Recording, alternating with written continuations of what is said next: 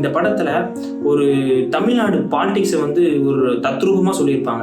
என்ன அப்படின்னா, நீங்க வந்து ஒவ்வொரு அரசியல்வாதிகளும் மக்கள் கிட்ட வந்து எப்படி பேசுவாங்க அப்படின்னா, தமிழ்நாட்டில் வந்து எந்த ஒரு ட்ரக் கலாச்சாரமும் இருக்கக்கூடாது, தமிழ்நாட்டில் சட்டம் ஒழுங்கு வந்து சூப்பரா இருக்கணும், நிம்மதியா இருக்கணும், என் மக்கள் எல்லாருமே நியாயமான வேலைக்கு போயிட்டு நியாயமா வீட்டுக்கு வந்து குடும்பங்களோட சந்தோஷமா இருக்கணும் அப்படிங்கிற மாதிரியான ஒரு ஸ்பீச்சை கொடுத்துட்டு, அண்டர் கிரவுண்ட்ல வந்து அந்த ட்ரக்ஸை உள்ள கொண்டு வந்து மக்கள் கிட்ட சப்ளை பண்றதே வந்து பொலிட்டீஷியன்ஸாக தான் இருக்காங்க. இங்க மாஃபியாங்கிறது வந்து தனி கும்பலா இல்லாம இந்த பொலிட்டிக்கல் லீடர்ஸ் தான் வந்து மாஃபியாவாகவே இருக்கிறது வந்து இந்த படத்துல வந்து கிளியரா சொல்லியிருப்பாங்க. இது வந்து இந்த டைம்ல பேசினா கரெக்டா இருக்கும்னு தோணுச்சு. ஏன்னா எலெக்ஷன் வந்து தமிழ்நாட்டில் நெருங்கிட்டு இருக்கு. இப்போ நீங்க எல்லாருமே ஓட்டு போடுறதுக்கு தயாரா இருப்பீங்க. பட் இவங்களோட கேண்டிடேட்ஸோட ஹிஸ்ட்ரி எடுத்து பாருங்க.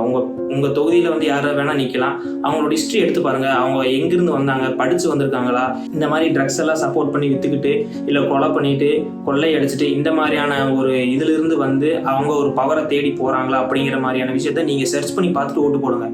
இங்க வந்து என்ன பிரச்சனை அப்படின்னா, இவங்க வந்து எலெக்ஷன்ல நின்னதுக்கு அப்புறமும் ஜெயிக்கிறாங்க அப்படின்னா அவங்க வந்து கொடுக்கக்கூடிய காசுக்கு வந்து மக்கள் அடிமையாகி தான் ஓட்டு போடுறாங்க. இப்போ வந்து இவங்க மக்கள் திருந்தணும், இவங்க கிட்ட இருந்து நம்ம காசு வாங்கக்கூடாது. இப்போ அவங்க கொடுக்குற காசு வந்து கண்டிப்பா நேர்மையான வழியில் சம்பாரிச்சுதான் இருக்காது. கண்டிப்பா வந்து இது ஒரு பிளாக் மணியா தான் இருக்கும். அப்படி அந்த பிளாக் மணி வந்து எங்கிருந்து வந்திருக்கும் அப்படின்னா, இந்த மாதிரியான ஒரு கொலை பண்றதுல இருந்து, இந்த மாதிரி கஞ்சா விற்கிறதுல இருந்து, இந்த ஊழல் பண்றதுல இருந்து, இந்த மாதிரியான விஷயங்கள் இருந்தா வரும். அப்படிங்கிற ஒரு விஷயம் வந்து இந்த படத்துல வந்து மிக தெளிவா காட்டியிருப்பாரு செல்வராகவன் அவர்கள். அது போக படிச்சவன் எல்லாருமே வந்து இந்த மாதிரி ஒரு அதிகாரத்துல இருக்கக்கூடியவனுக்கு தான் வந்து அடிபணிஞ்சு போறதா வந்து இந்த படத்துல காட்டியிருப்பாங்க.